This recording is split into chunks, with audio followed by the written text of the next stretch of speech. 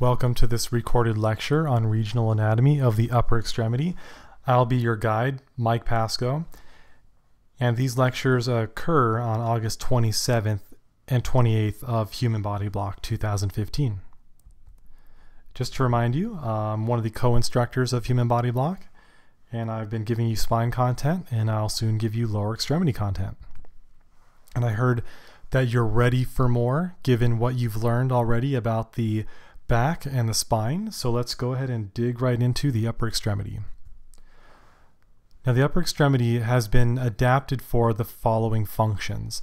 It's a very mobile extremity of the body.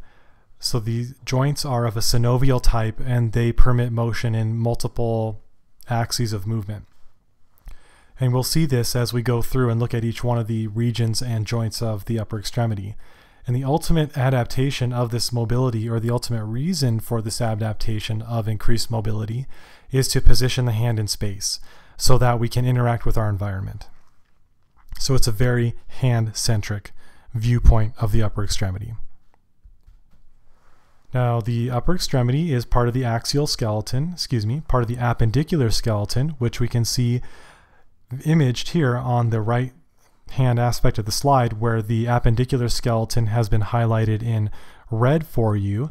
Now, the appendicular skeleton includes upper extremity as well as lower extremity, and each one of these extremities is attached to the axial skeleton, which is shown in white. The upper extremity articulates with the axial skeleton through what is known as the shoulder girdle, or you could say pectoral girdle, whereas we'll see in an upcoming lecture that the lower extremity articulates via the pelvic girdle. So let's go ahead and enter a discussion about the components of the shoulder girdle. But before we get there, let's get our regional and anatomical terms in order, as we're going to be studying each one of these regions in detail. So beginning with the arm does not extend from the shoulder to the tip of the finger. That was your life before entering medical school. And now that you're learning about medical terminology, we have much more specific regional definitions. The arm is now defined as the shoulder to the elbow. The elbow is the interface between the arm and the forearm, of course. Forearm will be defined as elbow to wrist. Wrist can also be referred to as radiocarpal joint for reasons we will explore later in this lecture. And the distal aspect of the upper extremity is the hand. So here are the bones of the shoulder girdle. The clavicle, here, just to get you oriented. This is an anterior view of the shoulder girdle. The scapula, and the upper aspect of the humerus. These three bones participate in the shoulder girdle. And the joints that are formed by the articulations of these bones include the sternoclavicular joint, scapulothoracic, glenohumeral, acromioclavicular joints. Now we'll talk about the significance of the subacromial space, and we'll also now enter into a discussion of the specifics of each one of the joints, these four joints of the shoulder girdle that I've mentioned. So let's start with the sternoclavicular joint, in lay speak, the SC joint. This type of joint is a sellar joint. So it is a synovial disc, which means that it has all of the characteristics of a typical synovial joint, including a joint capsule. And of the possible 6 types of synovial joint, this one is sellar, which means that it has a gliding and rotation motion. Another way to think of a sellar joint is that it's a saddle joint. And in this illustration, I haven't really done the best job of showing you the two curvatures that form up this saddle joint. I can tell you that one of those curvatures is here in the frontal plane, but there's another curvature coming out of the screen and into the screen, and that would be in a sagittal plane.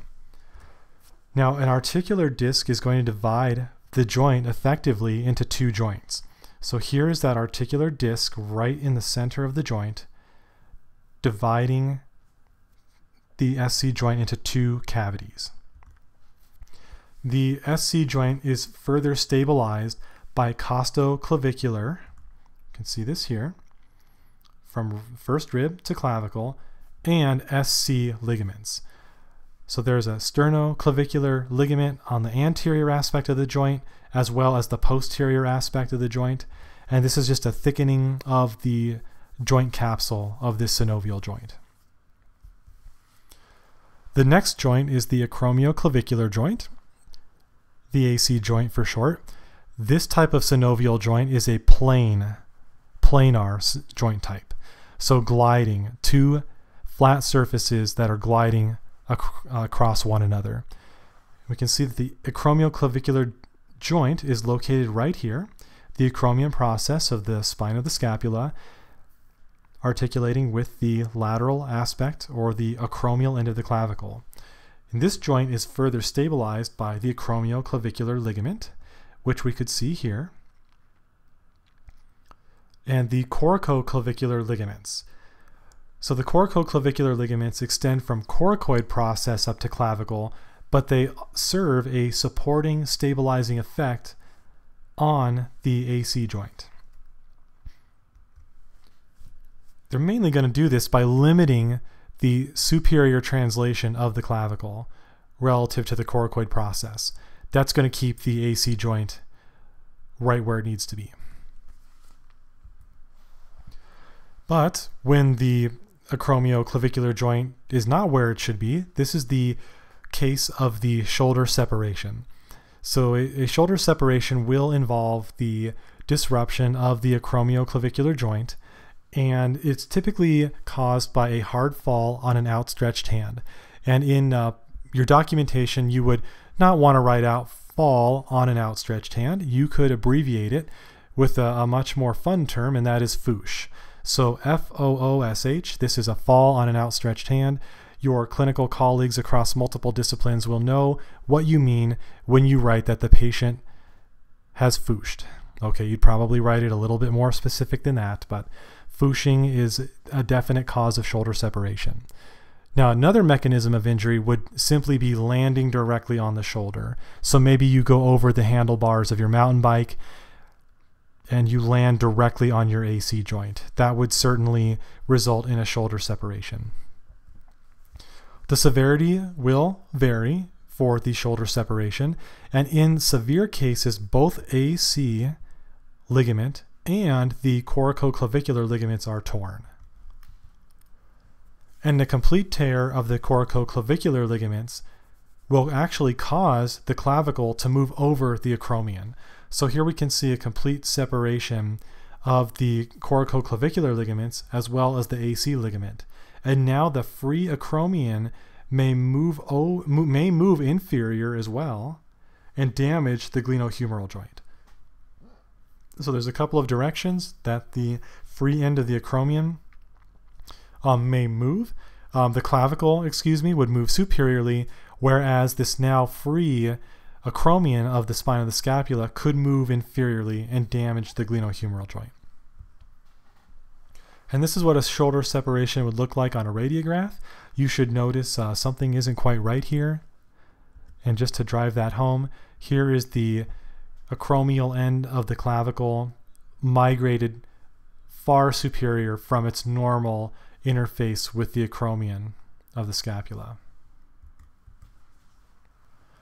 Another one of the four joints of the shoulder girdle is the scapulothoracic joint. And the scapulothoracic joint is referred to as a pseudojoint because it doesn't share all of the characteristics of a typical synovial joint, particularly in that we are not talking about the two articular surfaces of bones lined with hyaline cartilage. Instead, we're talking about a muscular joint between the scapula and the trunk. So think of this shaded blue region here as the scapulothoracic joint. Now, it's not considered a typical synovial joint, but it is very important nonetheless. Movement at the scapulothoracic joint is required for a full range of motion at the glenohumeral joint.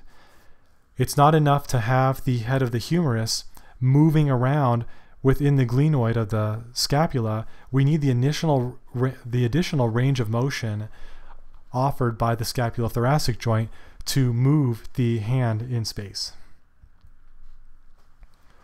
And the scapulothoracic joint is responsible for the following movements, And some of these movements are a bit specialized for the scapula, so let's review them briefly.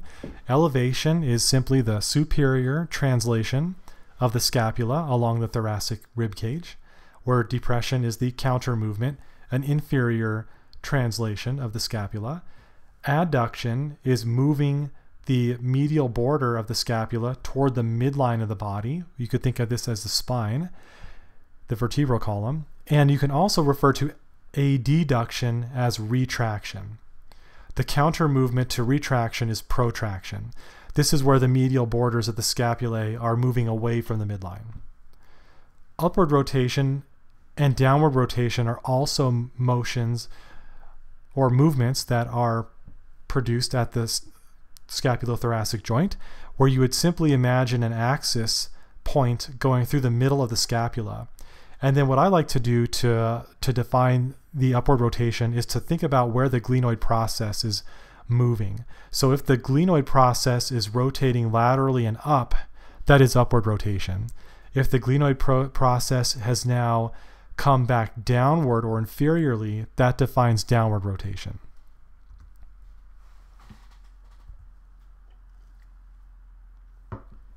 Now these movements will be achieved by various muscles of the shoulder girdle, and just to review them for you, we've already seen them to an extent with the back dissection as well as the back lecture.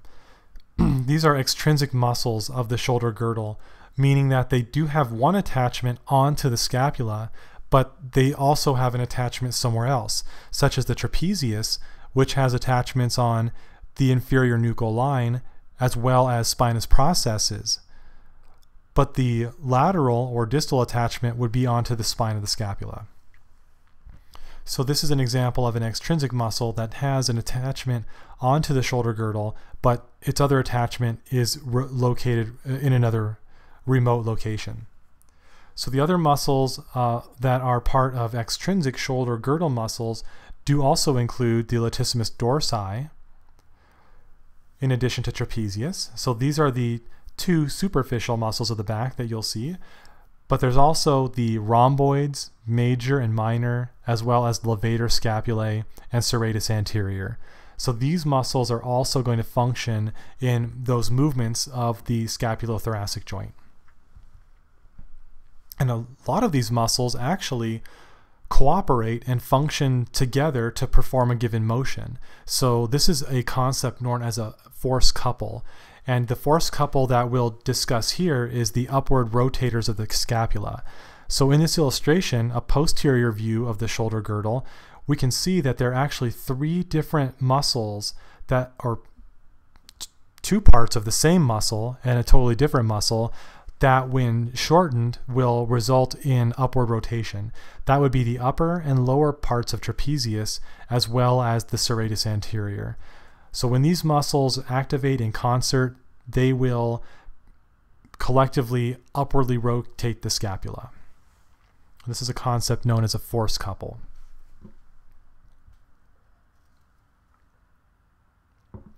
The glenohumeral joint is another synovial ball and socket multi-axial joint of the shoulder girdle.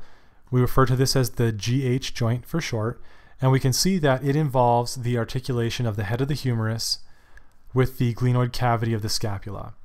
And this joint has one of the largest ranges of motion, and that's due to the reasons listed here: a shallow glenoid and a large humeral head. This is going to allow for a great excursion of the head of the humerus within the glenoid cavity. There's also a lax joint capsule, a joint capsule with a lot of laxity to it, we could say. And there's also limited ligamentous support. So for all these reasons taken together, there's a large range of motion offered at the GH joint. These are the movements of the glenohumeral joint. They are somewhat basic and fundamental, but let's go ahead and review them. Forward flexion happens in the sagittal plane, as well as a certain degree of extension. Then if we look in the coronal plane, we'll find that the humerus can move into abduction away from the body, as well as adduction. And the superior view here is meant to show you internal and external rotation. So flexing the elbow to 90 degrees will then help us understand how we could internally rotate and externally rotate the humerus at 90 degrees. So this is in a transverse plane, so our multi-axial 3-plane motion offered at the GH joint. And a composite motion is also offered by combining these 3 motions. This is called circumduction. So it's not illustrated here, but circumduction will be the forming of a cone in space, where the base of the cone is described by the hand motion in space, and the apex of the cone is at the GH joint. So this is a composite motion known as circumduction, which involves a degree of all 3 of these movements taken together.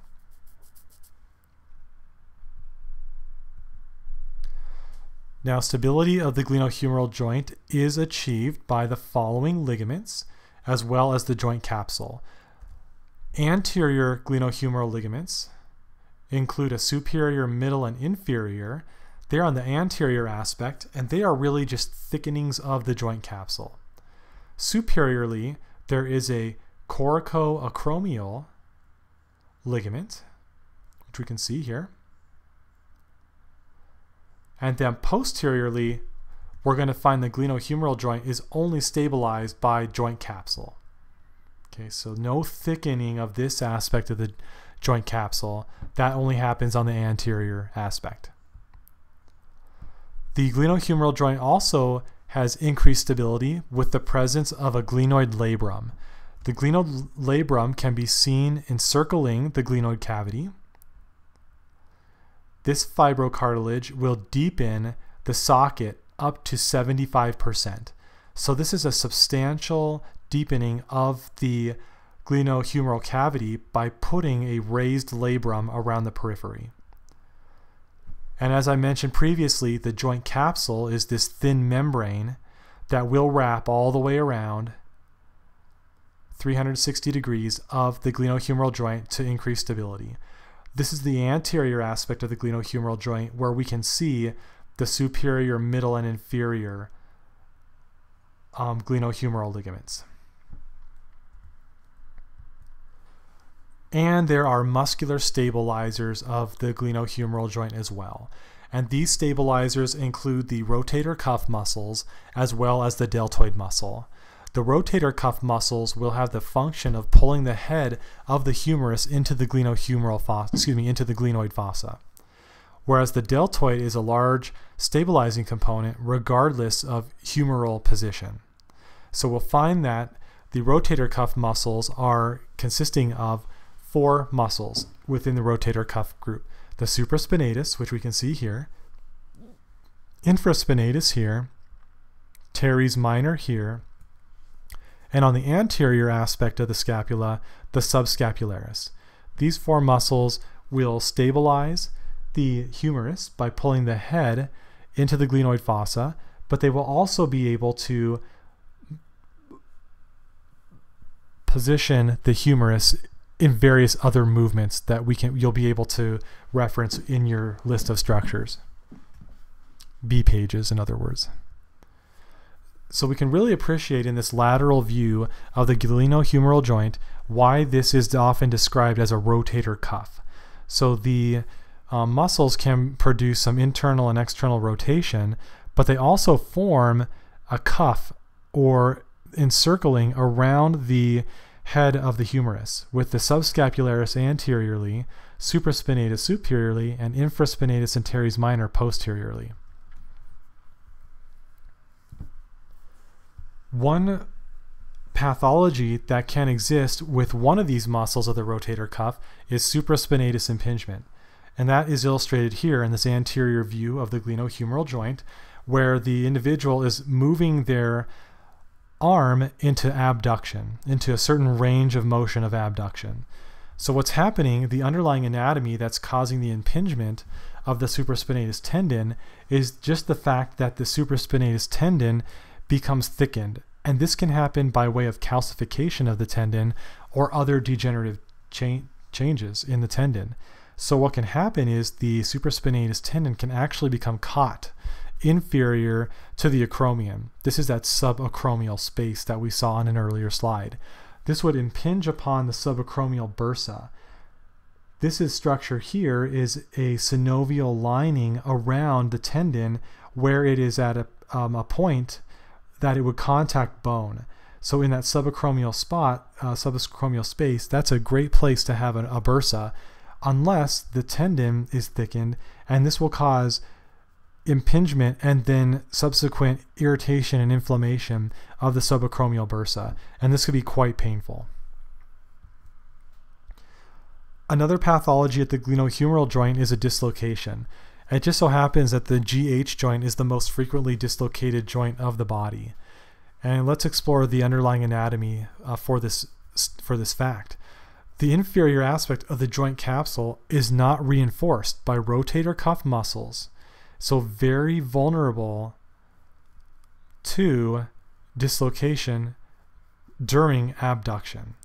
So when we abduct, this is a lateral view of the glenoid cavity. Abduction would be the humerus swinging out of the screen at you, and that would really set the humerus up for moving inferiorly and dislocating. We have posterior, anterior, middle, and superior glenohumeral ligaments, but there's not really any thickening of the cavity, of the joint capsule at the inferior aspect, this portion known as the axillary recess. So it's quite easy to inferiorly dislocate the GH joint, especially if the humerus is in the position of abduction.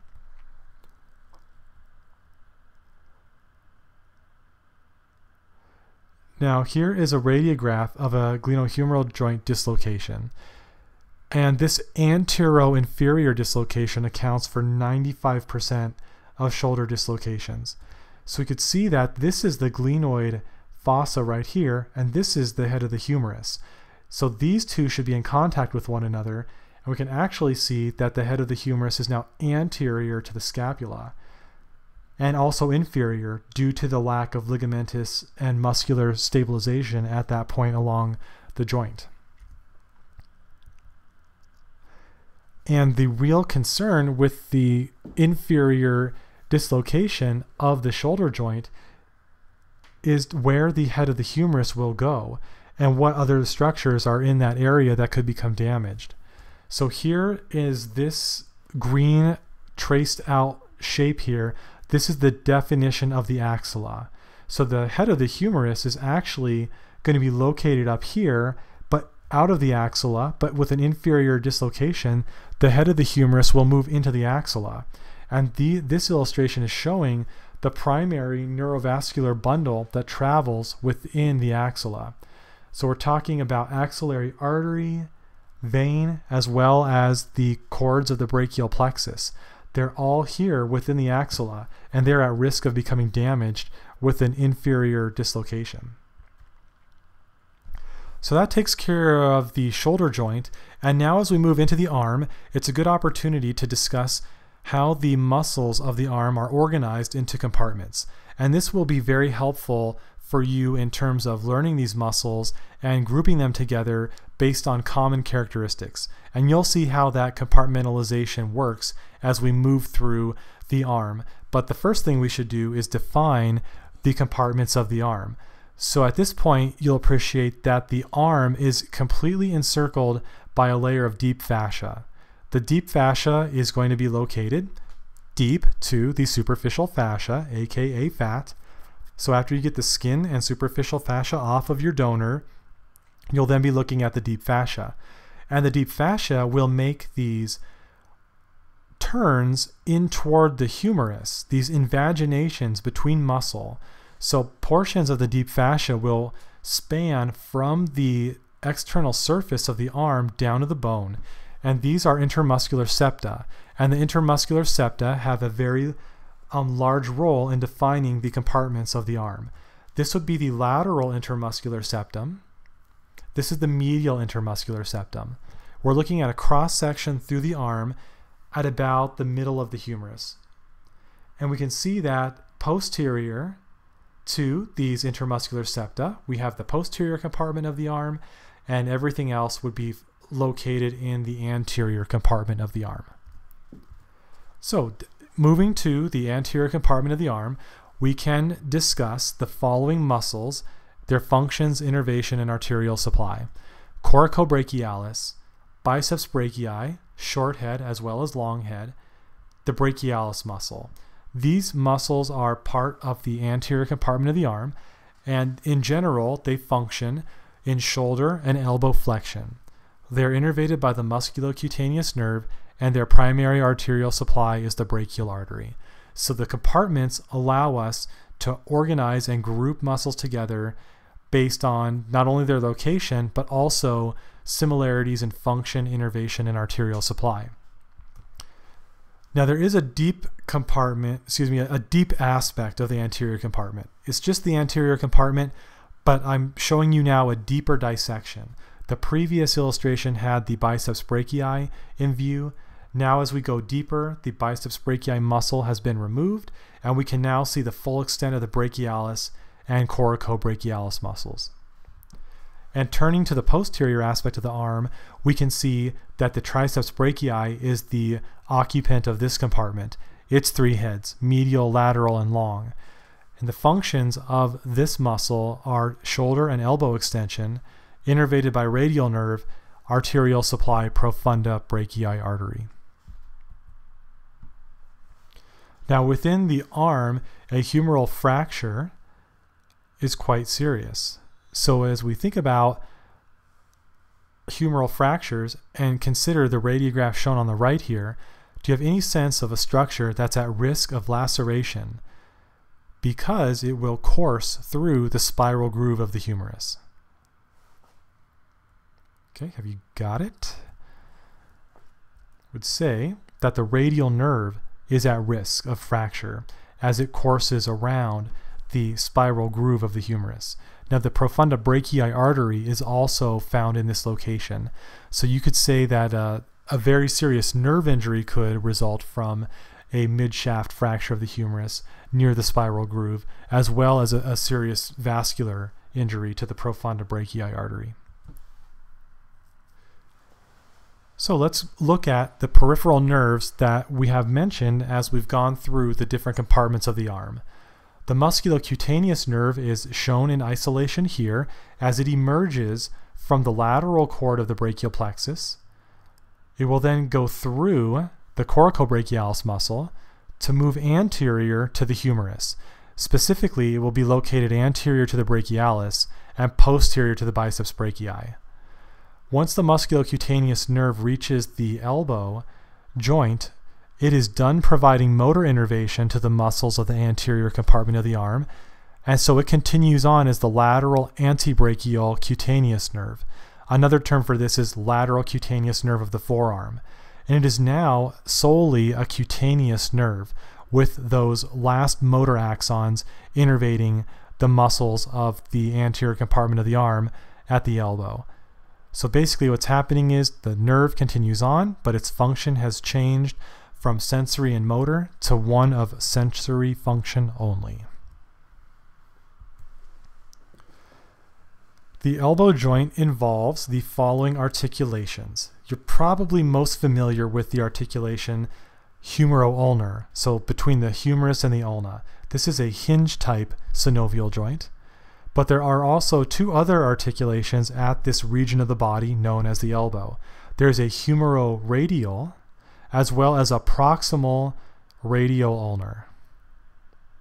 Okay, so a humeral-radial joint involves the capitulum of the humerus, which is going to be convex, and the concave head of the radius as it moves around the capitulum of the humerus. These articulations are reinforced by ligaments, which include the joint capsule of the elbow joint, but also including collateral ligaments. This is the ulnar collateral ligament. This is the radial collateral ligament. The radial collateral ligament, some of its fibers will blend in with a ring-shaped ligament that is wrapping around the head of the radius. That ligament is the annular ligament. And so we can really see all of the components of the ulnar collateral ligament as we look at this medial view of the flexed elbow at 90 degrees, humerus here, ulna here for orientation. These are the different parts of the ulnar collateral ligaments. You don't need to know them in detail, but just think of these ligaments being located on the medial aspect of the elbow joint. You can also see a little bit of the annular ligament of the radius here, as well as flipping around to the lateral view of the elbow joint, the annular ligament here. You can also see the components of the radial collateral ligament, which will blend in with the annular ligament as well as span the lateral epicondyle down to the shaft of the radius, the ulna. And where the annular ligament comes into play is, in a special scenario, is dislocation of the radial head. So the annular ligament is normally wrapped around the radial head, as we can see here in panel B. This is the normal position of the head of the radius with regard to the annular ligament. But in some acute application of force, such as swinging a child by their hands, the full weight of the child is basically being loaded through the upper extremity, and if the angles of the forces are just right, the head of the radius will migrate inferiorly outside of the annular ligament. So the classification here of subluxation would be the head of the radius just moving a little bit inferior of the annular ligament. Subluxation would be moving the head of the radius out of the annular ligaments, although the radius is able to stay relatively close to the ulna. But in the dislocation, the radius will move away from the ulna and be completely dislocated out of its normal position. So of course, this type of injury would then require reduction, probably in the emergency department. The elbow joint is also a location of many bursae. So as we just saw with the subacromial space, anytime we have tendons or muscles rubbing on bones, this is the results in the development of a bursa, so that we don't have pain or inflammation resulting from the rubbing of those two structures. So here is a lateral view, or excuse me, a posterior view of the elbow joint, and all of these purple structures are locations of bursae at the elbow joint with their corresponding names labeled. And now many of these bursae may become inflamed and irritated, and this would result in a very common pathology of the elbow joint known as olecranon bursitis.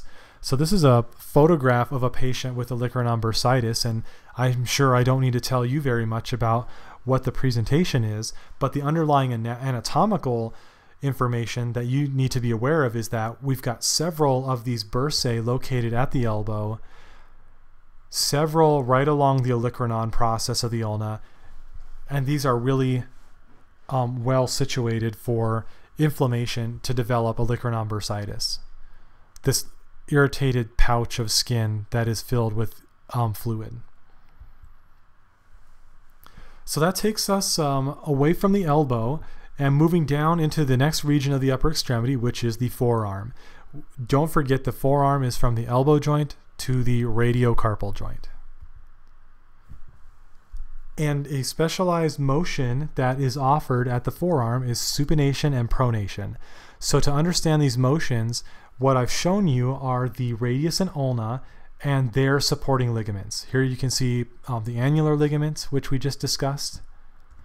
And when we talk about pronation and supination, we're basically going from this image on the left, which is a supinated forearm, where the radius is located lateral to the ulna, into a pronated situation where the radius is now going to basically flop over the ulna.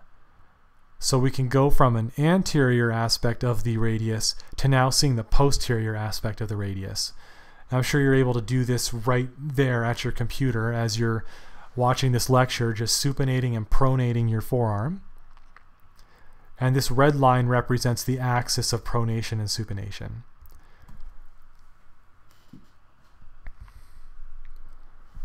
This has consequences at the radiocarpal joint because the radiocarpal joint, of course, is going to be articulating the lunate and scaphoid carpal bones onto the radius.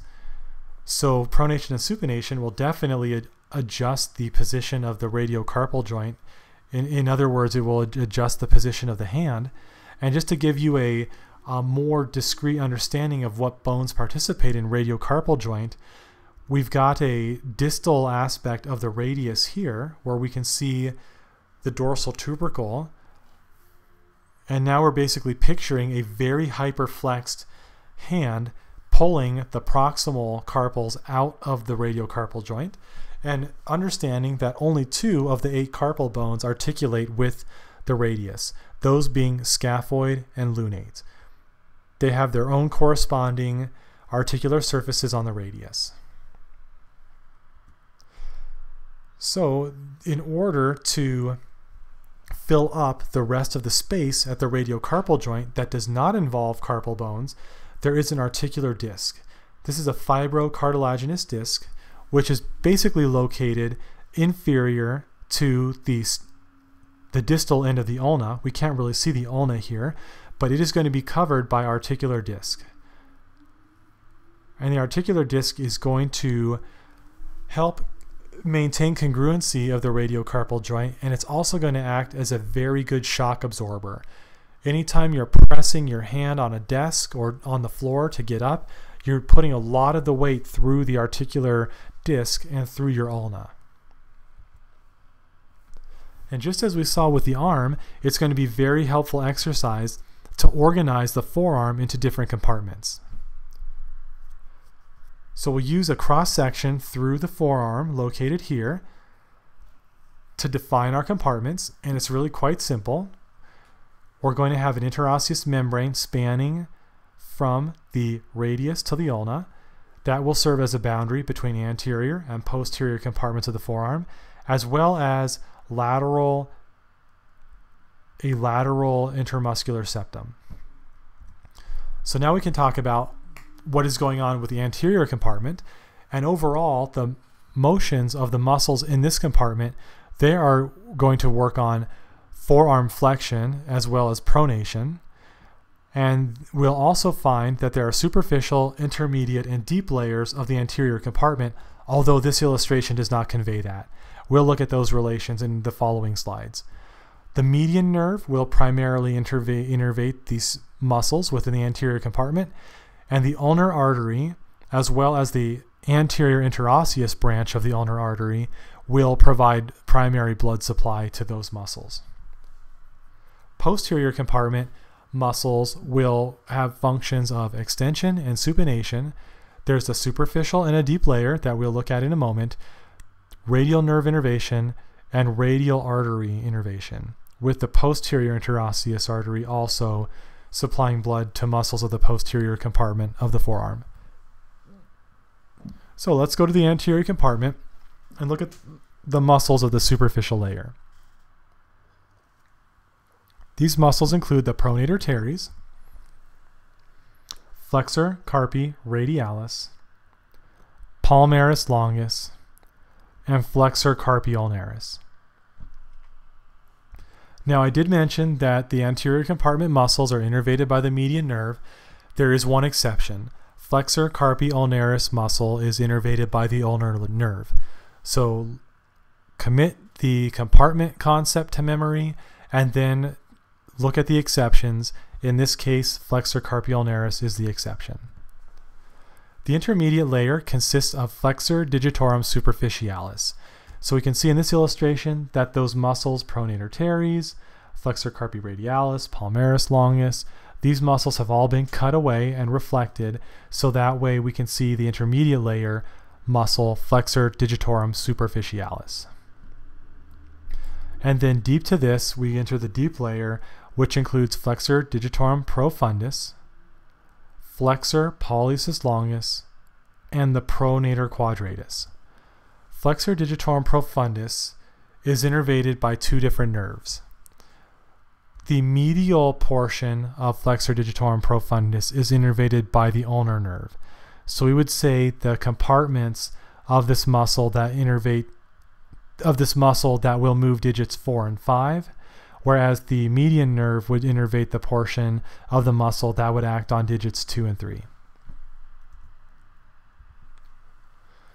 And as we follow some of these muscles in the forearm out into the hand, we'll see that there is a very important relation of the digital flexors, the flexor digitorum superficialis and profundus.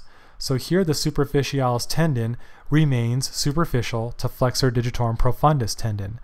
But as we get out to the proximal phalanges, we'll see that the flexor digitorum superficialis tendon splits and then attaches to the base of the middle phalanges, therefore acting on metacarpophalangeal joint and proximal interphalangeal joint, but not distal interphalangeal joint. The profundus will emerge from between the splitting of the flexor digitorum superficialis tendons, and it will attach distally onto the base of the distal phalanges, therefore acting on metacarpophalangeal, proximal interphalangeal, and distal interphalangeal joints. So that was the anterior compartment muscles of the forearm. Let's go to the posterior compartment, considering first the superficial layer, including brachioradialis. We can just see a little bit of brachioradialis up here. Extensor carpi radialis longus, extensor carpi radialis brevis, extensor digitorum, extensor digiti minimi, and extensor carpi ulnaris. These muscles are all found in the superficial layer of the posterior compartment. And when we reflect those muscles, we can then see the deep layer muscles, including the supinator, which wraps around the radius, and the extensor indicis, which acts on the index finger. These are the muscles belonging to the deep layer. Now these tendons of muscles that have their origin in the forearm pass over the dorsal aspect of the wrist. And as they pass over the dorsal aspect of the wrist, those tendons are going to be closely applied to the bones using the extensor retinaculum. So here in this posterior view of the wrist, we can see the tendons of the muscles that we've just discussed, as well as the synovial sheath, the tendon sheath that surrounds those tendons, and those tendons and synovial sheaths which pass underneath the extensor retinaculum. The extensor retinaculum is a thickening of the deep fascia of the forearm. And as we take an oblique transverse section through the extensor retinaculum, we can appreciate which muscles send their tendons through which compartments of this extensor retinaculum. So the first, they're typically numbered. So the first compartment will contain tendons of abductor pollicis longus as well as extensor pollicis brevis. You can see that here. Second compartment will have extensor carpi radialis longus and brevis. Third compartment will be for the extensor pollicis longus on its own, extensor digitorum, and the four tendons of extensor digitorum and the single tendon of extensor indicis will be in compartment 4. Extensor digiti minimi occupying compartment 5, and compartment 6 will contain extensor carpi ulnaris. So this is a very stereotypical relation of these tendons at the extensor retinaculum. And the extensor retinaculum also serves another important function in anatomy, and that is to define the anatomical snuff box. So the anatomical snuff box is another region of the body that has very clinical significance. And to understand that, let's go ahead and first appreciate what the boundaries of the snuff box are. So as I mentioned, the extensor retinaculum, the inferior aspect of the extensor retinaculum will form part of the anatomical snuff box. So will the tendon of extensor pollicis longus and the tendon of extensor pollicis brevis. So these three boundaries will form the triangle, and the contents of the anatomical snuff box include the radial artery as well as the scaphoid bone. The superficial branch of the radial nerve will overlie these deeper structures. And we really want to be able to understand the anatomical snuff box and know where it's located, because one of the most commonly fractured carpal bones, the scaphoid bone, is located within the snuff box. We'll talk about the scaphoid in a moment. Common pathology at the wrist is a distal radius fracture. The eponym for this is a Colles fracture. So again, commonly caused by fouching and often seen in osteoporosis. So in a palmar view of a Colles fracture, we'll see that the distal radius fragment will override the rest of the bone. Okay, so in the palmar view, the distal fragment is more anterior, and in the lateral view, we can see how that distal fragment is more anterior in the anatomical reference position, giving the forearm an overall shape of a dinner fork. Here's the corresponding dinner fork for the analogy. So a very common clinical term for a distal radius fracture is a dinner fork fracture. This will result in a dinner fork deformity. It's also possible to avulse the styloid process of the ulna. Another common pathology of the forearm is compartment syndrome. Now, because the compartments are formed by this dense fascia of the arm and forearm, any type of trauma or irritation, swelling, inflammation within the compartment will result in increased pressure within the compartment. Now, increased pressure within the compartment is not good for the muscles. It's also not good for the the nerves and the arteries. So any prolonged compression of the nerves or arteries would actually compromise the viability of the hand. And it's all about the hand and maintaining its function. So in order to avoid a disastrous situation, a very radical procedure is performed known as a fasciotomy, where the skin, superficial fascia are incised and spread apart, and then the deep fascia is cut out and removed. So that way the muscles are allowed, the swelling is allowed to reduce and fix itself without causing any increased pressure on any neurovascular structures. And if the pressure within the forearm is not relieved, this is one of the consequences. This is a Volkmann's ischemic contracture. So we have had the prolonged presence of ischemia, and as a result, the muscles of the forearm are not able to function, and therefore the hand will adopt this contracted position. Here are the components of the wrist. Radiocarpal joint, so carpal bones onto a distal radius. The carpal bones are organized into proximal and distal rows. There are 8 carpals. We can see the 4 carpals that make up the distal row, and in this posterior view, we can see 3 of the 4 in the proximal row, with the pisiform bone being located anterior. We can't really see it. It's going to be located on top, anterior to the triquetrum, and we would see that in an anterior view of the wrist. So because of the large number of carpal bones at the wrist, there are greater than 20 joints. We don't need you to learn all those joints, just appreciate that each carpal bone is going to have several joints formed by articulation with other carpal bones. There are several ligaments as well, ligaments spanning each of the carpal bones, 26 to be precise. We don't need to know their names, but they will have names like capitohamate for the ligament that would span capitate to hamate. The wrist will also include the articular disc, which is part of the triangular fibrocartilage complex.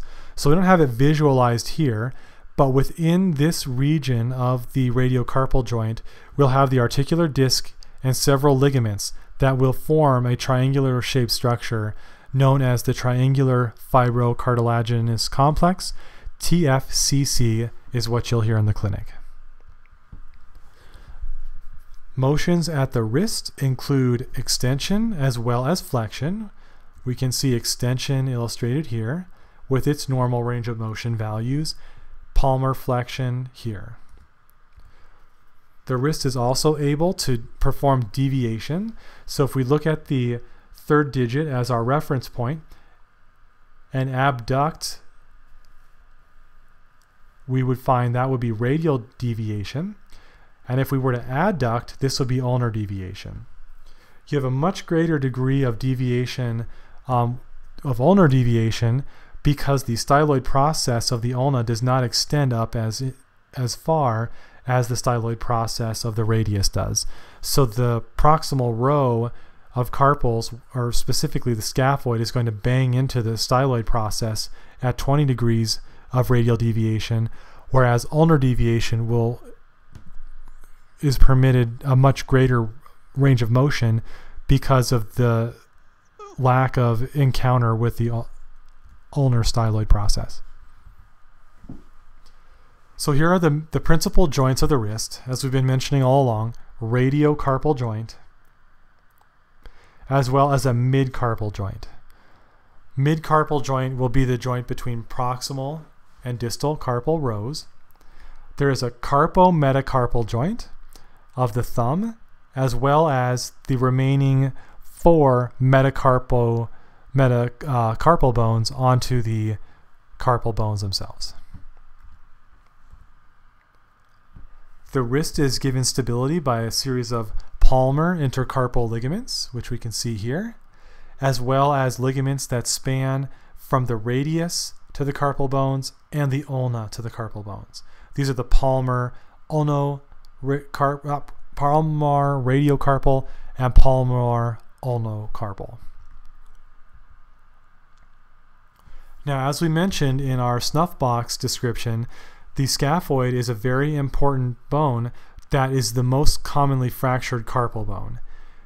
And in this anterior-posterior radiograph, I hope you can notice, especially with the guidance of this white arrow, that there is a fracture within the center of the scaphoid bone. And if this fracture does not reunite, avascular necrosis may develop. So the blood supply is not adequate enough to supply the distal aspect of the scaphoid bone in the case of the scaphoid fracture. And if this is not monitored, avascular necrosis may develop.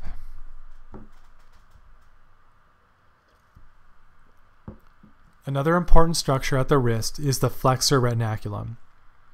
Another name for the flexor retinaculum is the transverse carpal ligament, and in this cross-section through the wrist, we can visualize the flexor retinaculum here. Now, the main function of the flexor retinaculum is to maintain the carpal arch. So in this cross-section, you can see that the carpal bones are not arranged in a flat presentation, but they're rather a row or an arch, a nice curvature to the carpal bones. The ligament will also provide attachment for the thenar as well as hypothenar muscles. We can see some hypothenar muscle attaching onto the transverse carpal ligament. We'll also prevent bowstringing of flexor tendons, which we can see in this region here. And basically, bowstringing would mean the migration of these tendons anteriorly to move further away from the bone. And we're also able to offer protection to the median nerve while it is located deep to the flexor retinaculum. The flexor retinaculum, as it spans across the carpal bones, will form the carpal tunnel. This is the carpal tunnel, and these are its contents. The median nerve is found within the carpal tunnel, as well as 9 tendons. The 4 tendons of flexor digitorum superficialis, the 4 tendons of flexor digitorum profundus, and the single tendon of flexor pollicis longus. 9 tendons and 1 nerve are found within the carpal tunnel. And a common pathology at the carpal tunnel is carpal tunnel syndrome. This is basically describing entrapment of the median nerve and its corresponding neuropathy, which includes numbness, tingling, weakness, or muscle damage. It's more common in women, people 30 to 60 years old. So in this cross-section through the carpal tunnel, what they're illustrating is the irritation, entrapment, inflammation of the compressed median nerve.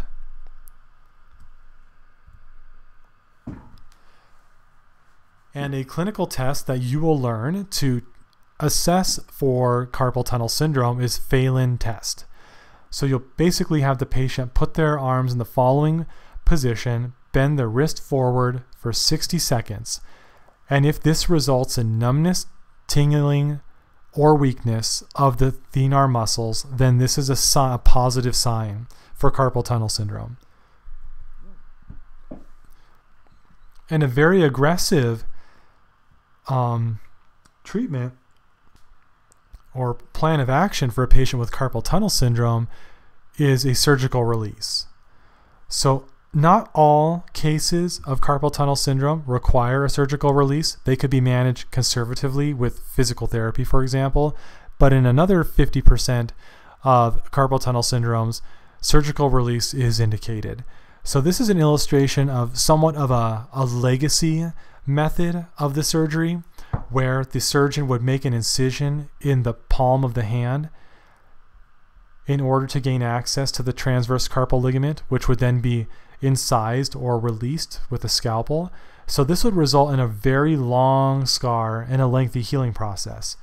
The more contemporary procedure is endoscopic, where portal sites are now made within the palm of the hand, and the endoscope and the tools that are attached to the endoscope will go into these portal sites, release the transverse carpal ligament, and then relieve the pressure on the entrapped median nerve. Okay, we're beginning the transition to the last bit of content, which is into the hand from the wrist. So here are some surface landmarks that you should be aware of in relation to the wrist and hand. 2 wrist creases, proximal as well as distal, thenar as well as hypothenar eminence, several creases of the palm, the web space, and the creases of the digits. Distal, middle, proximal, and the tip of the finger is known as the pulp.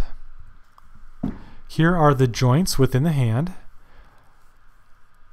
Metacarpophalangeal, between metacarpal and proximal phalanx.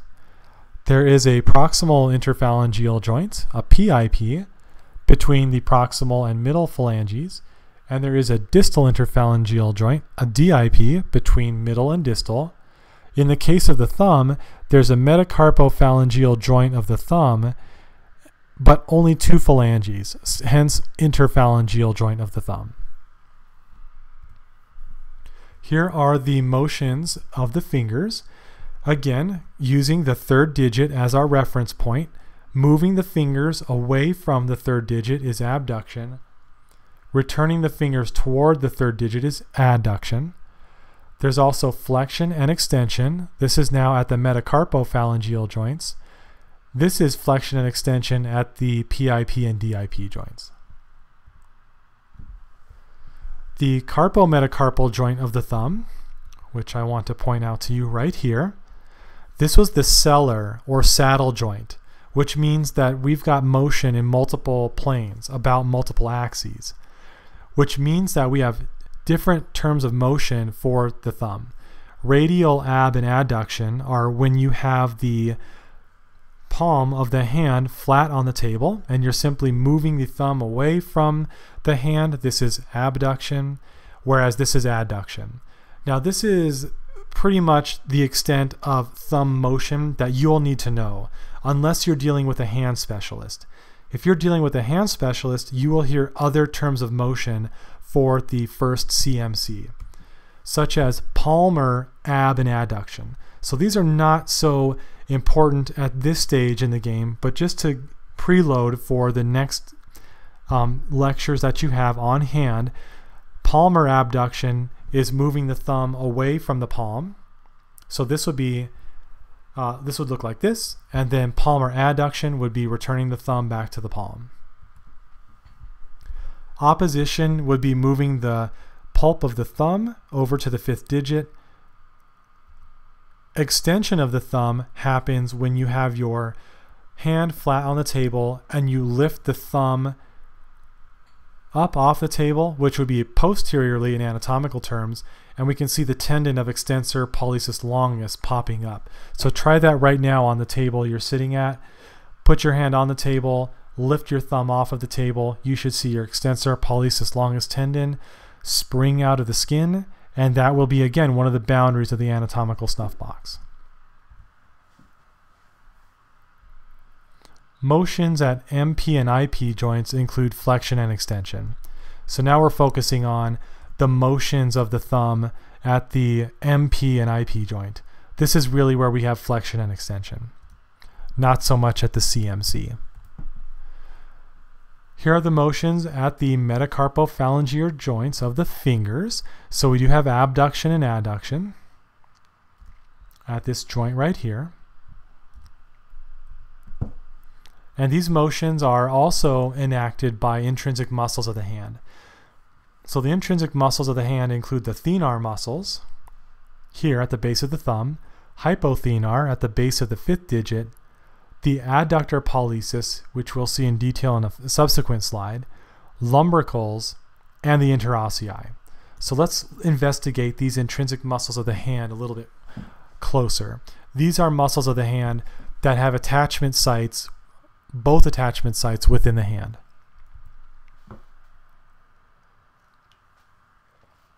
Thenar muscles include abductor pollicis brevis, flexor pollicis brevis, and opponens pollicis.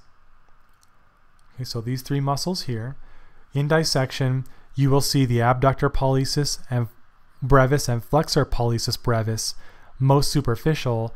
You'll have to spread those two apart to see the opponens pollicis muscle deep to them.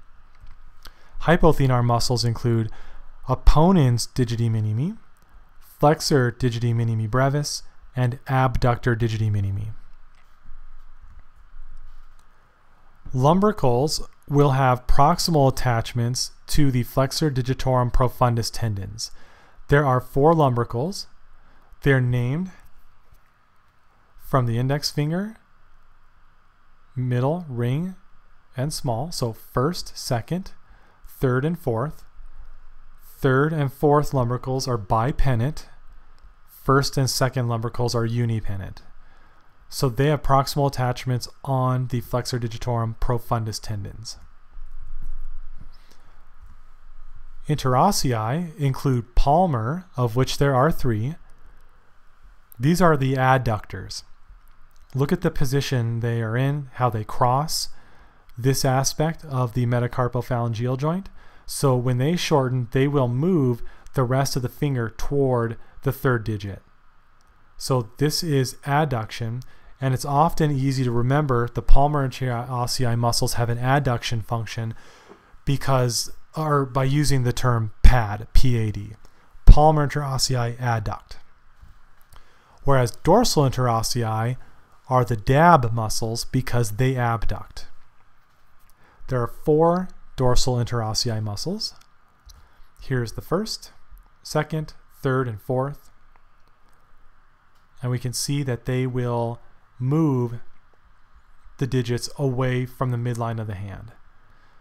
Second and third dorsal interossei muscles have opposing movements on the third digit, but these are both referred to as abduction.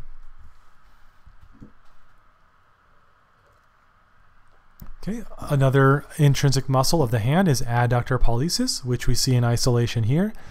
Adductor pollicis muscle is going to have 2 heads, a transverse head and an oblique head.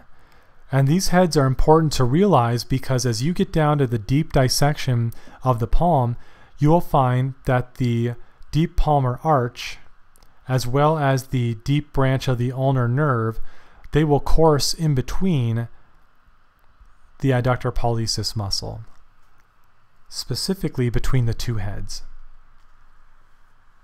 So make sure you try to identify those 2 heads in dissection. Now, many of these intrinsic hands of the muscle will attach onto a structure known as the dorsal digital expansion.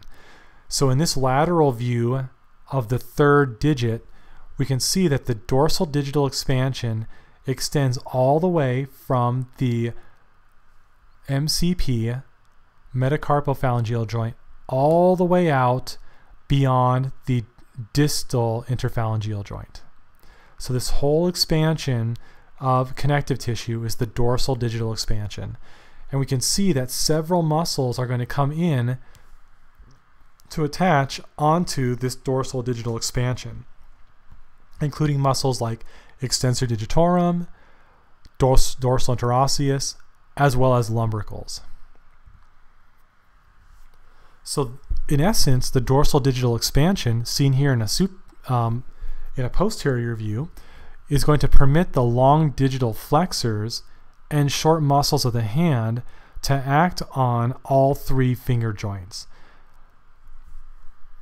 So we can really see that in the following slide, where we have a side view of a digit, and we can see that in red, the fulcrum of three different joints of the finger, metacarpophalangeal, PIP, and DIP, and how the short muscles of the hand, like the lumbricals and interossei muscles, will be able to cross the metacarpophalangeal joint to flex that joint, but they will cross over the posterior aspect of the PIP and DIP. So this will allow the ability of flexing the metacarpophalangeal joint while extending the PIP and DIP.